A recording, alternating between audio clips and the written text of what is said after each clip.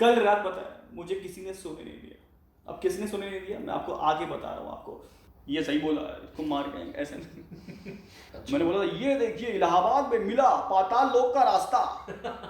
तो आज मैं आपको मिलवाने वाला हूँ एक बहुत ही शानदार शख्स से, जिनका नाम है आरजे गोविंद, जो मॉर्निंग नंबर 1 में सुबह सुबह सबको उठाते हैं। तो आइए चलते हैं, उनसे बात करते हैं उनके बारे में और उनकी जर्नी के बारे में। थैंक यू सो मच आदमजीत जी, आपने मुझे इनवाइट किया अपने यूट्यूब चैनल पे। और बहुत अजीब सा बहुत डर लग रहा है मुझे, क्योंकि मैं खुद ही डरा सहमा हूँ। मैं क्या मोटिवेट करूँगा, बट आपने मुझे इस लायक समझा, बहुत बहुत शुक्रिया आपका। और मैं सुबह सुबह तो उठाता हूँ लोगों को, लेकिन मुझे खुद उठने में बहुत ज़्यादा मोटिवेशन चाहिए होता है। और मोटिवेशन बॉक्स जो चैनल है आपका यूट्यूब, ये इस पर मैं लगातार बहुत सारी वीडियोज़ देख रहा हूँ। बहुत इंस्पायर कर रहे हैं आप यूथ को, यंगस्टर्स को। तो थैंक यू सो मच लोगों को इंस्पायर और मोटिवेट करने के लिए। Thank you sir. और मैं आपको सुनता हूँ रोज़, जब मैं अपनी गाड़ी से आता हूँ, जब सुबह सुबह 6 बजे उठ के, तो मैं सबसे पहले आप ही को सुनता हूँ। बहुत अच्छा लगता है मुझे, क्योंकि डे टू डे चीज़ें जो हो रही होती हैं उसके बारे में आप हम लोग को अपडेट करते रहते हैं। तो आपसे आरजे गोविंद जी, मैं जानना चाहूँगा कि कैसे आपने सोचा कि आपको एक आरजे बनना है। सोचा तो मैंने कुछ भी नहीं सोचा था कभी लाइफ में कि मुझे क्या बनना है। लक्ष्य मूवी का आई थी, ऋतिक रोशन जो कैरेक्टर है उसमें, और जो वेकअप सेट का कैरेक्टर है और रणबीर कपूर का, सेम वैसे इंसान था कि लाइफ में कुछ एम नहीं, क्या करना है क्या नहीं करना है, बस ये था कि कुछ बनना है। और मेरे सपने बहुत जल्दी चेंज होते थे, जैसे कि मुझे एयरफोर्स में जाना था, मुझे प्लेन उड़ाना था, फाइटर पायलट बनना था, वो बन नहीं पाया क्योंकि मुझे उसमें पता नहीं था कि मेरी आईसाइट जो है वीक है। ओह। फिर उसके बाद मैंने ग्रेजुएशन किया, बीकॉम किया, एमकॉम किया, चार्टर्ड अकाउंटेंट के अंडर में ट्रेनिंग किया मैंने, वो मैंने छोड़ दिया।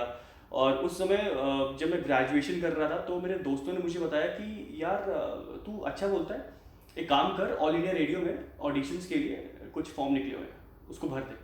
सो मैंने उसको अप्लाई किया, लास्ट मोमेंट पे गया, लास्ट डे पे गया था। और थोड़ा सा एक फ़नी मोमेंट भी हुआ था कि जो वहाँ पे भाई साहब बैठे हुए थे फॉर्म लेने वाले, उन्होंने बोला कि आप नहीं कर पाओगे, आपसे हो नहीं पाएगा, और ये लास्ट डे आज, मनी ऑर्डर करना होता है और 2:30 बजे टाइम खत्म होने वाला है बस। तो मैंने उसको अपने दिल पे ले लिया, मैं करके रहूँगा, मैं करके दिखाऊंगा। और उसके बाद मैं भागा और कैसे भी मैनेज करके फॉर्म फिल किया। 1 महीने बाद ऑडिशन हुआ और उसके बाद रिजल्ट आए 1 महीने के बाद। और रिजल्ट आने के बाद मुझे खुद यकीन नहीं हुआ, मैंने एकदम से चेक किया, अपना नाम चेक किया, अपने फादर का नाम चेक किया, अपना घर का एड्रेस चेक किया, अपनी फ़ोटो भी चेक की, तो मुझे यकीन हुआ कि अरे जो है मैंने ऐसा कुछ पास वास कर लिया। उसके बाद वो जर्नी शुरू हो गई वहीं से, ऑल इंडिया रेडियो आकाशवाणी से, और लखनऊ से शुरुआत की थी मैंने। देन आगे बढ़ता गया और अभी करीब मुझे 10 साल हो चुके हैं काम करते हुए। क्या बात है। तो ऑडियंस, आपने सुना होगा कि 10 साल हो गए, और इनको जब किसी ने कहा कि आप ये कर नहीं पाओगे, तो उन्होंने वो बात दिल पे ले ली। इन्होंने ये नहीं सोचा कि हम नहीं कर सकते, इन्होंने दिल पे ले ली कि अब तो मैं करके दिखाऊंगा। And now you can see कि ये अपने प्रयागराज में कितने फेमस हो चुके हैं। तो आरजे गोविंद जी, आपको क्या क्या, जब 10 साल की जो ये आपकी जर्नी है, तो क्या क्या क्रिटिसिज्म्स आपने फेस किए आपने यहाँ तक पहुँचने के लिए। बहुत ज़्यादा, मतलब बहुत ज़्यादा। घर वालों का सपोर्ट पूरा था, कभी घर वालों ने कभी ये नहीं बोला कि, डैड ने ये नहीं बोला कि ये क्यों कर रहे हो और इससे क्या मतलब है। और आज भी लोग जो हैं ये सोचते हैं रिलेटिव्स लोग कि हमारा तो बेटा पीसीएस बन रहा है, हमारा तो बेटा इंजीनियर बन रहा है, नौकरी कर रहा है, जॉब कर रहा है, आपका क्या कर रहा है, अच्छा आरजे, आरजे क्या होता है, और रेडियो जॉकी, अच्छा वो जो रेडियो बोलते हैं, अनाउंसर जो होते हैं, ऐसा करके लोग बोलते थे, तो उनको उस समय पता नहीं था। फिर अब चूंकि ज़माना डिजिटल हो चुका है, लोग टीवी पे देखते हैं आरजेस को, मूवीज़ बहुत सारी आ चुकी हैं, लोगों ने समझा है कि एक आरजे एक सेलिब्रिटी होता है, पूरे शहर के लोग उसको जानते हैं, और वो एक रन करता है पूरा शहर, एक तरीके से देखा जाए, लोग उस पे विश्वास करते हैं। तो जब मेरे घर वालों ने, प्लस मेरे जो बहुत सारे इधर रिलेटिव लोग रहते हैं, तो जिनसे मैं बहुत कम मिलता हूँ ना के बराबर, जब उन्होंने मेरा नाम सुना अदर, और जब जाना कि मैं ही हूँ गोविंद, उनका गोविंद, तो उनको भी फक्र महसूस हुआ। तो घर पे कॉल पहुंची, और फिर कई बार कॉल्स इधर भी आती, लोग बताते हैं कि अरे हम बेटा तुम्हारे मामा के जानने वाले, ऐसे वाले ऐसे, तो ये सब आ जाते हैं।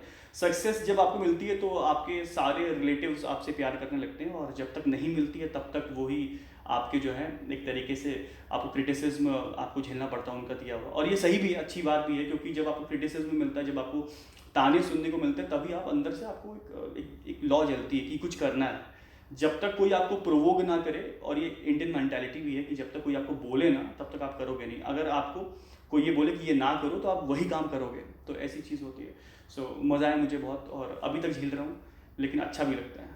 नहीं, ये तो जो आपने क्रिटिसिज्म बताया कि सपोज ये घर वालों ने और क्या क्या, मतलब एक फील्ड में भी क्रिटिसिज्म होता है ना, जब आप 10 साल से हैं कि मतलब लोग बोलते होंगे अरे मैं ज़्यादा अच्छा बोलता हूँ, ये शो तो मुझे मिलना चाहिए था, ये इसको कैसे मिल गया। तो ये जो सारी चीज़ें सही होती हैं, बात कह रहे हैं आप। इसको आप कैसे फेस करते हैं कि इसको बहुत ही लाइटली फेस करते हैं, क्योंकि मेरा मानना है कि बस आप काम करते रहिए, अपने काम पे फोकस करिए, और जो इंसान काम पे फोकस करता है और अपने काम के प्रति बस एकदम वो होता है ना, जैसे एक घोड़ा होता है जो रेस में दौड़ता है, तो वो ऐसे लगा लेता है, उसको दाएं में कुछ नहीं दिखता, उसको सिर्फ अपना एम दिखता है, गोल दिखता है। अगर आप वैसे रह पाएंगे और वैसे अगर आप काम कर सकते हैं तो लाइफ में आपको फिर कोई मतलब ही नहीं, क्योंकि आपका फिर काम होता है, आपको खुद बोलने की जरूरत नहीं पड़ती है।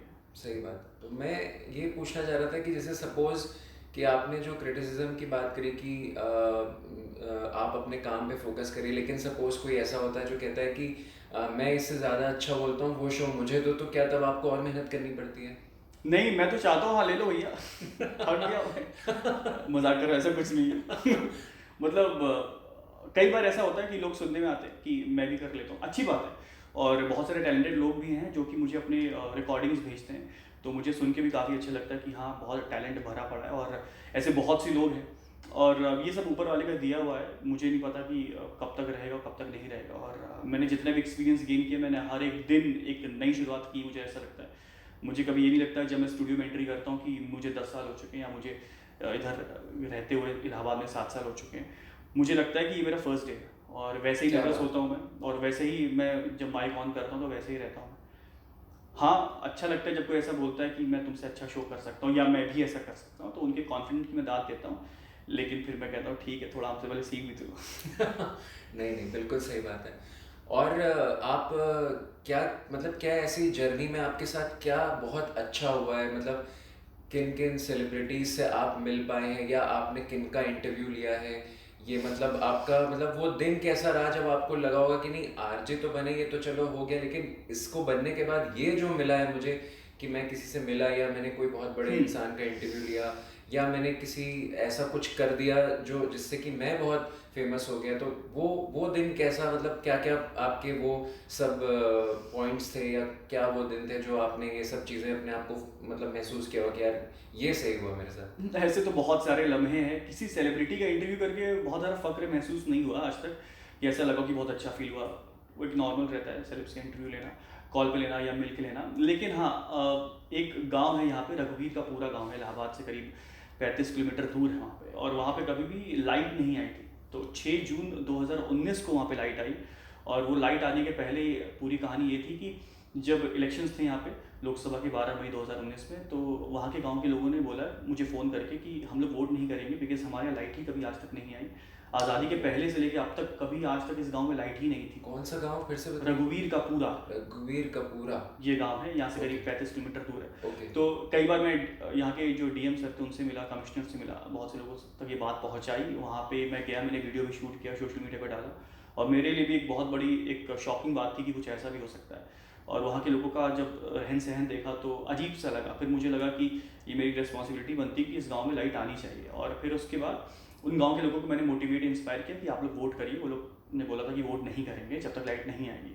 फाइनली उन लोगों ने 12 मई को वोट किया, और 6 जून 2019 को उनके गाँव में लाइट आ गई। आरजे गोविंद जी, मैं ये पूछना चाहूँगा कि जो आपकी ये जर्नी रही है, तो इस जर्नी में जितने भी चीज़ें आपने फेस की, अगर कोई यंग बंदा जो अभी बहुत अच्छा है, या कोई स्पीकर है, या बहुत अच्छा बोलता है, और वो अगर आरजे बनना चाहता हो, तो उसके लिए आप क्या बोलेंगे कि क्योंकि बहुत सारी चीज़ें फेस करनी पड़ती हैं, तो मेंटली उसको कितना स्ट्रांग रहना है और अपने काम में कितना अच्छा रहना है, ये आप बताइए हमें कि कैसे वो इस फील्ड में आगे बढ़ेगा। ऑल्दो ये बहुत ही ग्लैमरस जॉब है, हर किसी को इस फील्ड में आने का मन करता है, और अधिकतर लोग यही पूछते हैं।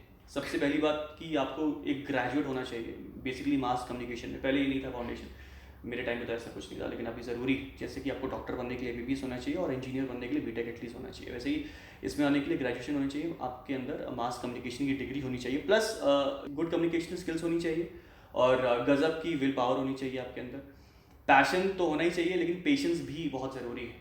और अगर आपने मास कम्युनिकेशन का रखा है, उसके बाद आप अप्लाई करते हैं किसी भी रेडियो स्टेशन में इंटर्नशिप के लिए। इंटर्नशिप करते हैं आप 3 महीने की, बहुत कुछ सीखते हैं, और उस इंटर्नशिप के टाइम में आपको सारी चीज़ें समझ में आ जाती है कि रेडियो में क्या क्या होता है। सिर्फ आरजे नहीं होता, कॉपीराइटर भी होता है, साउंड इंजीनियर भी होता है, म्यूज़िक मैनेजर भी होता है जो कि म्यूज़िक मेंटेन करता है पूरे दिन भर के शोज़ की, और टेक्निकल भी जॉब होती है, और भी होते हैं चीज़ें होती हैं।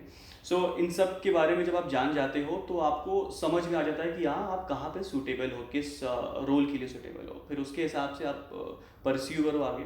बिल्कुल सही बात है। सर ने भी जैसे बताया कि बहुत गजब की विल पावर होनी चाहिए, तो मैंने अपना पिछला वीडियो अगर आपने देखा हो तो मैंने कैसे विल पावर को बढ़ाना है ये मैंने बोलकर पूरा डाला है, आप उसको ज़रूर एक बार चेक करिएगा। और मैं एक चीज़ और पूछना चाहूँगा कि जब आरजे कोई बन जाता है, तो जैसे आपने कुछ पॉइंट्स बताए अभी, लेकिन जब कोई आरजे बन गया, जैसे मान लीजिए आज आपको 10 साल हो गए, तो एक आरजे का पूरा दिन का वर्क क्या रहता है? सबसे पहले आपको ऑफिस आना होता है और बहुत मेहनत लगती है उसके लिए, बट तैयार होना पड़ता है आपको, क्योंकि आप जब एक स्टूडेंट लाइफ में रहते हैं ना, जब आप पढ़ाई कर रहे होते हैं तो आपकी ज़िंदगी आराम से होता है, कभी भी सो के उठे, आप कभी भी जाग रहे हैं, कभी भी कुछ खा रहे हैं, पी रहे हैं, दोस्तों के संग घूम रहे हैं। लेकिन जब एक जॉब में आते हैं, वो भी क्रिएटिव फील्ड वाली जॉब में आते हैं, तब आपको, अब लोगों को लगता है कि ये तो बहुत आसान है, बोलना तो है और फिर कुछ नहीं करना है, बट वो क्या बोलना है और कैसे बोलना है, और उस बोलने से पहले उसको सोचना है कि वो जो आप बोल रहे हो वो पूरे लाखों लोगों तक अगर पहुंच रहा है, या पूरे चाहे 5 लोग भी सुन रहे हैं आपको, तो उसका इम्पैक्ट ऐसे जाना चाहिए कि लोग मोटिवेट इंस्पायर हो, ना कि आपस में झगड़े हैं, ये सही बोला इसको मार के ऐसे नहीं। दिनचर्या ये कि सुबह हम सो के उठते हैं, ऑफिस पहुंचते हैं सबसे पहले, चूँकि मॉर्निंग शो है तो करीब 4-5 बजे के आसपास मैं उठ जाता हूँ, 35 से 36 अलार्म लगाता हूँ अपने फ़ोन में, आते ही बिना नाश्ते के आता हूँ, पानी पीता हूँ बस, और चालू हो जाता हूँ शो करने के लिए। शो करने के बाद मैं नेक्स्ट डे की शो की तैयारी करता हूँ, यानी कि मैंने आज जो शो किया उसकी तैयारी मैंने एक दिन पहले कर ली, रफली कर ली। चेंजेस बहुत ज़्यादा हो जाते हैं मॉर्निंग शो में, तो वो तो होते ही हैं, अपडेट आ जाता है। उसके अलावा शो के बाद हम लोग नेक्स्ट डे शो की प्रिपरेशन करते हैं कि कल शो में क्या लेंगे। बहुत सारी अपडेट्स आती रहती, दिन भर आती रहती, रात तक आती रहती, तो जो मॉर्निंग शो होता है वो रात तक जो है वो डिसाइड होता रहता है कि क्या करना क्या नहीं करना। और जब हम घर आने से पहले, चूँकि जब काम कर रहे होते हैं, तो हम उस बीच में लोगों से बात करने के लिए बाहर भी निकलते हैं। अब हाल फिलहाल के टाइम में तो नहीं निकल पा रहे, लेकिन जनरली बाहर निकलते हैं, लोगों से बातचीत करते हैं, और अपने जो टॉपिक लेने वाले होते हैं नेक्स्ट डे शो पे, उस पर हम लोगों की एक तरीके से राय ले लेते हैं कि लोग क्या सोचते हैं, शहर के लोग क्या सोचते हैं। और अगर रास्ते में निकल रहे कोई गड्ढा दिख गया तो आप उसको क्रिएटिव कैसे प्रेजेंट कर सकते हो, आप रेडियो पे ये मैटर करता है। जैसे कि मैंने एक वीडियो किया था अभी हाल ही में, उसके करीब 50,000 से ऊपर व्यूज चले गए, मैंने ऐसे तफरी में रिकॉर्ड कर लिया था। अच्छा। मैंने बोला था ये देखिए इलाहाबाद में मिला पाताल लोक का रास्ता। तो वो बहुत वायरल हो गया वीडियो, मुझे पता भी नहीं था कि वीडियो वायरल हो सकता है। ऐसा एक पेड़ था अल्लाहपुर में, सागवान का पेड़ था, बहुत महंगे पेड़ होते हैं सागवान के, तो वो भी बीच में आंधी तूफान में लटक गया था बिजली की तारों पे, तो बहुत खतरनाक सिचुएशन थी, कोई हटा नहीं रहा था वहाँ पे। तो मैंने एक वीडियो बनाया कि इलाहाबाद की सड़कों पर लाखों रुपए लटके पड़े हैं। तो वो भी बहुत वायरल हो गया। तो बाद में वहाँ पे नगर निगम ने उस पेड़ को जो है हटवाया। तो ऐसे कंटेंट, आप ऑब्जर्वेशन आपका गजब होना चाहिए। सही बात है। फ्रेंड्स, अगर आप देख रहे हो कि आप कहीं भी निकले, मतलब सपोज अगर आपको आरजे बनना है और आपको किसी भी फील्ड में, मुझे लगता है आपको कोई भी क्रिएटिव फील्ड में जाना है, तो ऑब्जर्वेशन बहुत हाई होनी चाहिए। लाइक एज अ कोरियोग्राफर मैं भी चीज़ों को ऑब्जर्व करता हूँ कि हम यहाँ निकले तो इसको हम कैसे एक थीम बना दें या हम कैसे कुछ कर दें। तो वैसे ही जैसे हमें एक्शन से दिखाना है, आप बोलने से दिखाते हैं, तो काम वही है, बट किसका माइंड किस चीज़ को देखकर कितना ऑब्जर्व करके कितना उसको आप फनी बना दें या कितना आप उसको सीरियस बना दें, ये आपके ऊपर है। तो और मैं पूछना चाहूँगा आरजे गोविंद जी कि हमारा जो यूथ है, इनको आप कुछ एक मोटिवेशन टिप्स दीजिए, मतलब एक कॉमन लाइफ के बारे में, नॉट एज एन कि इनको आरजे ही बनना है। अपने घर वालों से पैसे लेना बंद कर देते हैं, और जब आप खुद के पैसों पे अपने खर्चे उठाते हैं, और प्लस अपने खुद के पैसों से जब आप चीज़ें लेके घर जाते हैं, जब आप खुद की गाड़ी खरीदते हैं, तो जो खुशी मिलती है, खुद की गाड़ी में जब अपने मॉम डैड को आप बैठाते हो, तो जो आपको सुकून मिलता है और जो एक फील आती है ना, उसकी बात ही अलग होती है। तो ये फील पाने के लिए मेहनत बहुत ज़रूरी है। और मेहनत करने के लिए पैशन तो होना चाहिए, प्लस पेशेंस भी होना चाहिए। हम लोग बहुत टाइम, जैसे कि मैं भी बहुत से यंगस्टर्स के जैसे ही था पहले, जैसे कि फेसबुक इंस्टाग्राम पे रहना, हमेशा टाइम स्पेंड करना, मूवीज़ देखना, वेब सीरीज़, तो इन सब के चक्कर में अपन लोग, मैंने जाना कि मैंने अपनी ज़िंदगी का बहुत कीमती समय बर्बाद कर दिया। अब मुझे महीनों हो जाते हैं कि मैंने कोई वेब सीरीज़ देखी हो। आपने सुना कि कोई भी चीज़ को पाने के लिए वो जो अपनी कार और अपनी चीज़ें जो होती हैं जब आप पहली बार लेते हैं, उसका जो फील होता है, जो गोविंद जी ने बताया, वो फील पाने के लिए बहुत मेहनत करनी पड़ती है। थैंक यू गोविंद जी, आप हमारे इस मोटिवेशन बॉक्स चैनल में आप आए, आपने अपना कीमती टाइम निकाला और मैंने भी बहुत कुछ सीखा और होप कि हमारे व्यूअर्स ने भी बहुत कुछ सीखा होगा। इतनी अच्छी चीज़ें आपने बताई। अब ये वीडियो जब आता है तो मेरे ख्याल से हम देखते हैं कि इसमें कितना ये वायरल होता है। सो प्लीज़ आप ज़रूर शेयर करिएगा।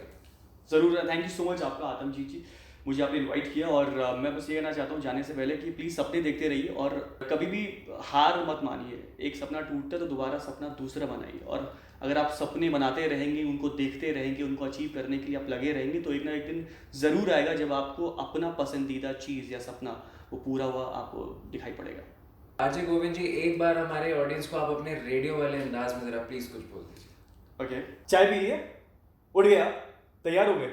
अच्छा, तैयार होने वाले हैं, जॉगिंग करके आ रहे हैं। मैं आपके पहले आ चुका हूँ सुपर हिट्स 93.5 रेड एफएम पे। मैं सुबह 7 से 12 मॉर्निंग नंबर 1 शो होस्ट करने वाले, एक बार फिर से मैंने पदार्पण हो चुका आपके लिए। मैं फिर से आ चुका हूँ भाई, बहुत सारी बातें करेंगे फुल ऑन तरीके से। और कल रात पता है मुझे किसी ने सोने नहीं दिया। अब किसने सोने नहीं दिया मैं आपको आगे बता रहा हूँ, आपको बता देता हूँ किसने मुझे सोने नहीं दिया यार। मतलब वो छचुंदर होती है ना यार, उसने मुझको सोने नहीं दिया। रात भर चीची चूचू चूचू लगाए रखी थी एकदम से। अब कोई अगर उपाय हो आपके पास तो प्लीज मुझको बताएं।